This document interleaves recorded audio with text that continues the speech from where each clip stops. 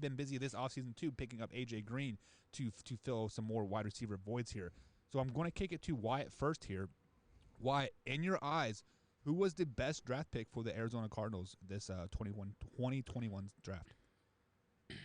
Well, you talked about them picking up DeAndre Hopkins, great addition. You talked about them picking up AJ Green, was a great addition. But do you know what was even awesome as well as an addition for them?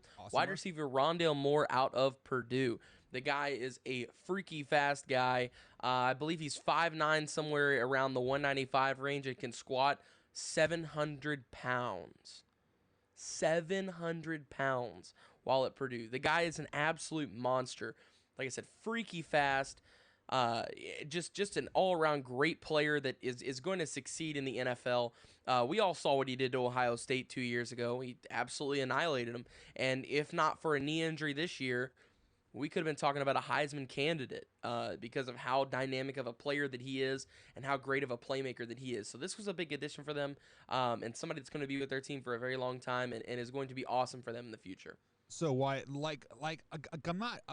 not trying to tell you that this is a bad draft pick or like whatever whatsoever, but what does 700-pound squat have to do with anything translating to the football field, especially as a wide receiver? I mean, you don't really use your legs that much, right?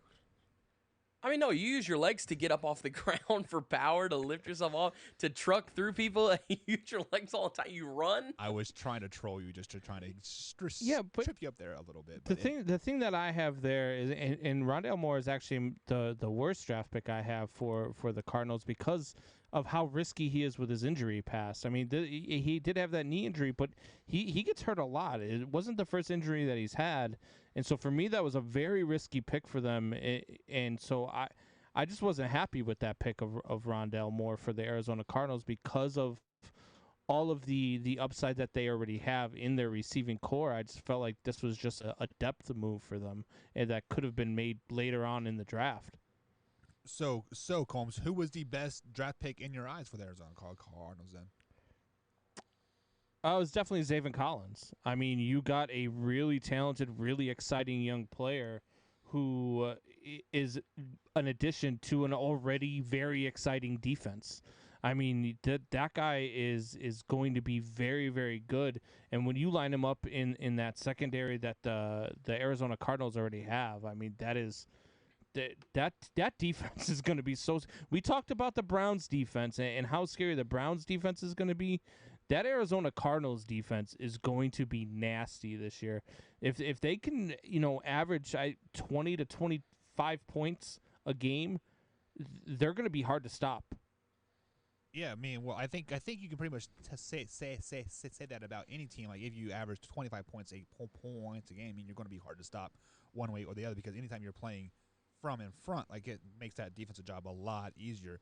So Combs, you said that Rondelle Moore was the worst pick for the Cardinals, but is that the worst pick for you for them?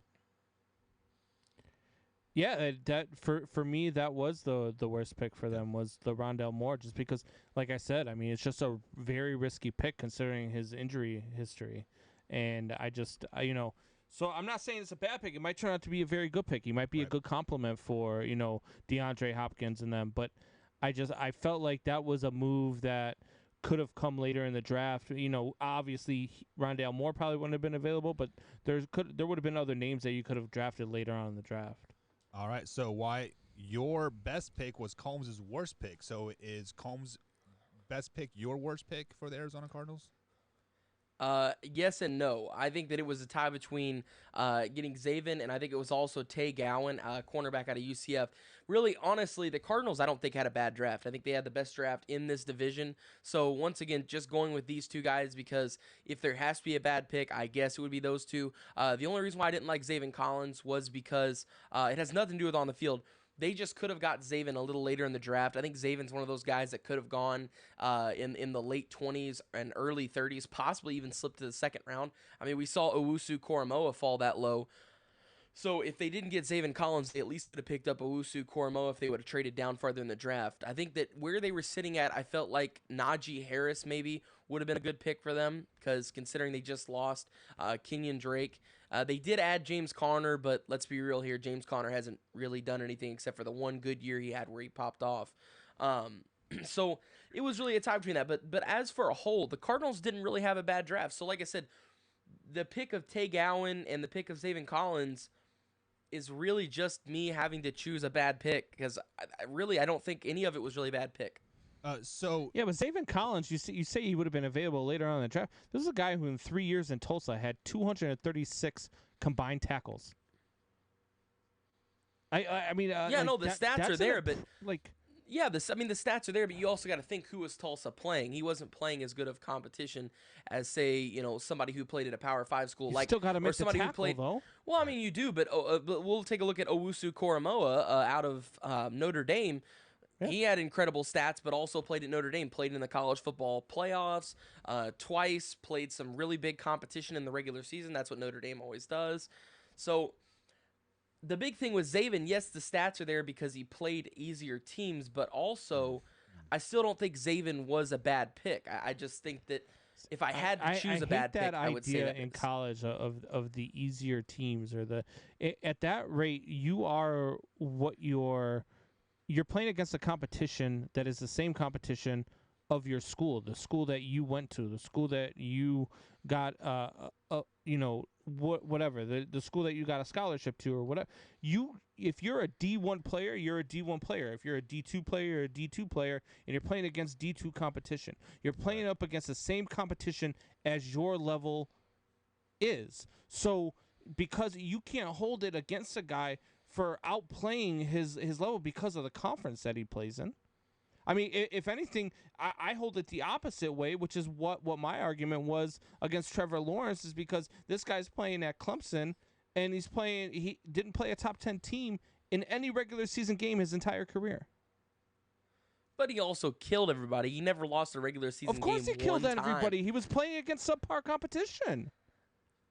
I don't know about that. I mean, he played some decent teams. But you can say that about Xavier Collins, though, huh? Okay. So, well, I didn't disagree. So let me defend both of you, but also I by never knocking said you Xavier both. Collins was a bad pick. Let me defend both of you, but not both knock you both down at the same time. So as a linebacker myself, I had easier time in high school than JUCO, just because of the fact that my nose guard was shitty in JUCO. In JUCO, I played with the worst front four ever, and it made my job terrible because I had to consistently fight off blocks and piddle dick around with tailbacks and crap like that. But in high school, my defensive line was dominant. We killed people. So yeah. So with that being said, Wyatt, when you play at that lower Power 5 conference or the lower Division 1, your defensive line will not be as good. So that makes that linebacking job a little bit harder. But then in your defense as well, with that defensive line not being very good, that did make his job a lot harder. So therefore, he should be better in the NFL when he has a better defensive front in front of him. So I'm kind of torn. In December, Tulsa played number 8 Cincinnati. So you know what that means? Twice. Xavier Collins played against more top 10 teams in his college career than your boy Trevor Lawrence did. How did they do against Cincinnati? Final score of that game. They hung it up until the fourth quarter, then Cincinnati blew them out of the water, if I'm not mistaken. No, Cincinnati beat them 27-24. The first time. Oh, okay. But they played. No, that was the second time. Well, so what was it? So I think they played back to back because they played the final game of the regular season, and then they played for the AAC conference. No, title they only the played. next week, they only right? played Cincy once this year. Okay. Yeah. Then AAC title game was them and Appalachian State, wasn't it? Or no, was it Houston? I can't remember. I can't remember either. But either way, what grade do you give the Arizona Cardinals in this year's draft? Yeah, like I said, I think it was the best draft for this class.